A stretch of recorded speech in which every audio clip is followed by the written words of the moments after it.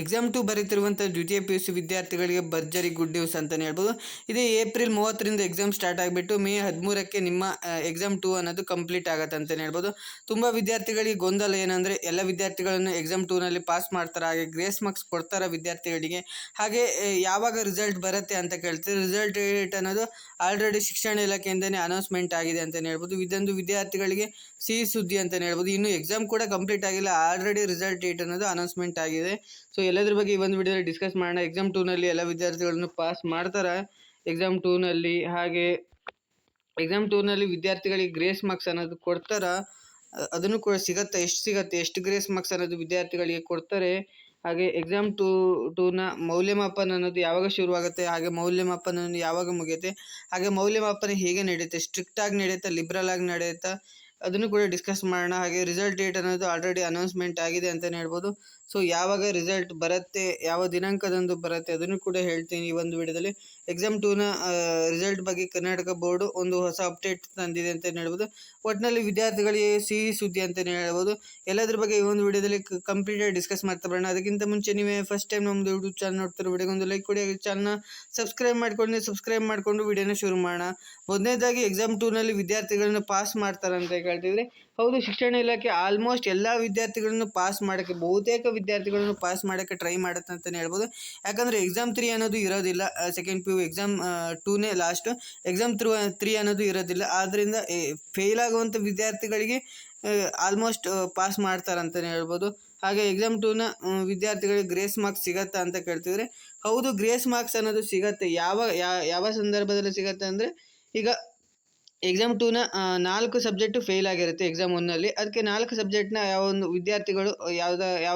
ವಿದ್ಯಾರ್ಥಿಗಳು ಬರೆದ್ರೆ ಅದರಲ್ಲಿ 4 ಸಬ್ಜೆಕ್ಟಲ್ಲಿ 3 ಸಬ್ಜೆಕ್ಟು ಪಾಸ್ ಆಗಿಬಿಟ್ಟು ಯಾವ್ದಾದ್ರು ಒಂದು ಸಬ್ಜೆಕ್ಟು ಫೇಲ್ ಆಗೋ ಸಂದರ್ಭದಲ್ಲಿ ಇದ್ದು, ಆ ಸಬ್ಜೆಕ್ಟು ಈ 24ಕ್ಕೆ ಪಾಸ್ ಅಲ್ವಾ, 22 ಅಥವಾ 21 ಅಥವಾ 23 ಬಂದಿದ್ರೆ ಅಂಥ ಸಂದರ್ಭದಲ್ಲಿ ಆ ವಿದ್ಯಾರ್ಥಿಗೆ ಗ್ರೇಸ್ ಮಾರ್ಕ್ಸ್ ಅನ್ನೋದನ್ನು ಕೊಟ್ಬಿಟ್ಟು 2 ಅಥವಾ 3 ಗ್ರೇಸ್ ಮಾರ್ಕ್ಸ್ನ ಕೊಟ್ಬಿಟ್ಟು ಪಾಸ್ ಮಾಡ್ತಾರೆ ಅಂತಲೇ ಹೇಳ್ಬೋದು. ಯಾವ ಸಂದರ್ಭದಲ್ಲಿ ಗ್ರೇಸ್ ಮಾರ್ಕ್ಸ್ ಸಿಗಲ್ಲ ಅಂದರೆ, ಈಗ 4 ಸಬ್ಜೆಕ್ಟಲ್ಲಿ 3 ಸಬ್ಜೆಕ್ಟ್ ಫೇಲ್ ಆಗಿದ್ದರೆ ಅಂಥ ವಿದ್ಯಾರ್ಥಿಗಳಿಗೆ ಗ್ರೇಸ್ ಮಾರ್ಕ್ಸ್ ಅನ್ನೋದು ಸಿಗಲ್ಲ ಅಂತಲೇ ಹೇಳ್ಬೋದು. ಹಾಗೆ ವಿದ್ಯಾರ್ಥಿಗಳಿಗೆ ಎಷ್ಟು ಗ್ರೇಸ್ ಮಾರ್ಕ್ಸ್ ಸಿಗತ್ತೆ ಅಂದರೆ, ಈಗ ಯಾವುದಾದ್ರು ಒಂದು ಕ್ವಶನ್ ಪೇಪರಲ್ಲಿ ಏನಾದರೂ ರಾಂಗ್ ಆಗಿದ್ದರೆ ಅದಕ್ಕೆ ಕೂಡ ಗ್ರೇಸ್ ಮಾರ್ಕ್ಸ್ ಸಿಗುತ್ತೆ. ಹಾಗೆ ಎಷ್ಟು ಗ್ರೇಸ್ ಮಾರ್ಕ್ಸ್ ಸಿಗುತ್ತೆ ಅಂದರೆ, ಈಗ ವಿದ್ಯಾರ್ಥಿಗಳು 1 ಅಥವಾ 2 ಮಾರ್ಕ್ಸ್ ಬಂದರೆ ಪಾಸ್ ಆಗ್ತಾರೆ ಅಂತ ಇರುವಂಥ ವಿದ್ಯಾರ್ಥಿಗಳಿಗೆ 1 ಅಥವಾ 2 ಗ್ರೇಸ್ ಮಾರ್ಕ್ಸ್ ಅಥವಾ 5 ಮ್ಯಾಕ್ಸಿಮಮ್ ಅಂದರೆ 5 ಗ್ರೇಸ್ ಮಾರ್ಕ್ಸ್ ಅನ್ನೋದು ಸಿಗತ್ತೆ ಅಂತಲೇ ಹೇಳ್ಬೋದು. ಅದಕ್ಕಿಂತ ಜಾಸ್ತಿ ಗ್ರೇಸ್ ಮಾರ್ಕ್ಸ್ ಅನ್ನೋದು ಸಿಗಲ್ಲ. ಹಾಗೆ ಎಕ್ಸಾಮ್ 2ನ ಮೌಲ್ಯಮಾಪನ ಯಾವಾಗ ಶುರುವಾಗುತ್ತೆ, ಯಾವಾಗ ಮುಗಿಯುತ್ತೆ ಅಂತ ಕೇಳ್ತಿದ್ರೆ, ಎಕ್ಸಾಮ್ 2 ಅನ್ನೋದು ಮೇ 13ಕ್ಕೆ ಕಂಪ್ಲೀಟ್ ಆದರೆ ನಿಮ್ಮ ಮೌಲ್ಯಮಾಪನ ಅನ್ನೋದು ಮೇ 15ರಿಂದ ಶುರುವಾಗುತ್ತೆ. ತುಂಬ ವಿದ್ಯಾರ್ಥಿಗಳು ಎಕ್ಸಾಮ್ 2 ಅನ್ನೋದನ್ನು ಬರೆದಿಲ್ಲ, ಅಂದರೆ ಎಕ್ಸಾಮ್ 2 1ನಲ್ಲೇ ಪಾಸ್ ಆದಂಥ ವಿದ್ಯಾರ್ಥಿಗಳು ಎಕ್ಸಾಮ್ 2ನ ಬರೆದಿರಲ್ಲ. ಅದರಿಂದ ಬೇಗ ಮೌಲ್ಯಮಾಪನ ಅನ್ನೋದು ಮುಗಿಯುತ್ತೆ ಅಂತಲೇ ಹೇಳ್ಬೋದು. ನಿಮ್ಮ ಮೌಲ್ಯಮಾಪನ ಅನ್ನೋದು 25ಕ್ಕೆ, ಅಂದರೆ ಮೇ 25ಕ್ಕೆ ನಿಮ್ಮ ಮೌಲ್ಯಮಾಪನ ಅನ್ನೋದು ಕಂಪ್ಲೀಟ್ ಆಗುತ್ತೆ. ಹಾಗೆ ಸೆಕೆಂಡ್ PU ಎಕ್ಸಾಮ್ 2ನ ರಿಸಲ್ಟ್ ಡೇಟ್ ಅನೌನ್ಸ್ ಆಗಿದೆ ಅಂತ ಕೇಳ್ತಿದ್ರು 2026. ಎಕ್ಸಾಮ್ 2ನ ರಿಸಲ್ಟ್ ಡೇಟ್ ಅನ್ನೋದು ಶಿಕ್ಷಣ ಇಲಾಖೆ ಸಂಭಾವಿತ ದಿನಾಂಕ ಅನ್ನೋದು ಕೊಟ್ಟಿದೆ ಅಂತಲೇ ಹೇಳ್ಬೋದು. ಮೇ 29ಕ್ಕೆ ಎಕ್ಸಾಮ್ 2ನ ರಿಸಲ್ಟ್ ಅನ್ನೋದು ಬರುತ್ತೆ ಅಂತಲೇ ಸಂಭಾವಿತ ದಿನಾಂಕ ಕೊಟ್ಟಿದ್ದಾರೆ ಅಂತಲೇ ಹೇಳ್ಬೋದು.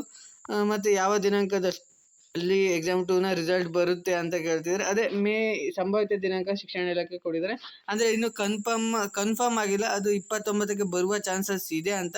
ಇನ್ನು ಕನ್ಫರ್ಮ್ ಆದಮೇಲೆ ನಾನು ಅಪ್ಡೇಟ್ ಮಾಡ್ತೀನಿ. ಸೊ ನನ್ನ ಚಾನಲ್ನ ಸಬ್ಸ್ಕ್ರೈಬ್ ಮಾಡ್ಕೊಳ್ಳಿ. ಸೊ ಇದೇ ಈ ಒಂದು ವಿಡಿಯೋದಲ್ಲಿ ಎಲ್ಲದನ್ನು ಹೇಳಿದ್ದೀನಿ. ಸೊ ಇದೇ ರೀತಿಯಾದ ಇನ್ಫಾರ್ಮೇಟಿವ್ ವಿಡಿಯೋಗಾಗಿ ನಮ್ಮೊಂದು ಚಾನಲ್ನ ಲೈಕ್, ಶೇರ್ ಆ್ಯಂಡ್ ಸಬ್ಸ್ಕ್ರೈಬ್ ಮಾಡಿ ಅಂತ ಹೇಳ್ತಾ ವಿಡಿಯೋನ ಎಂಡ್ ಮಾಡ್ತಿದ್ದೀನಿ. Thank you for watching.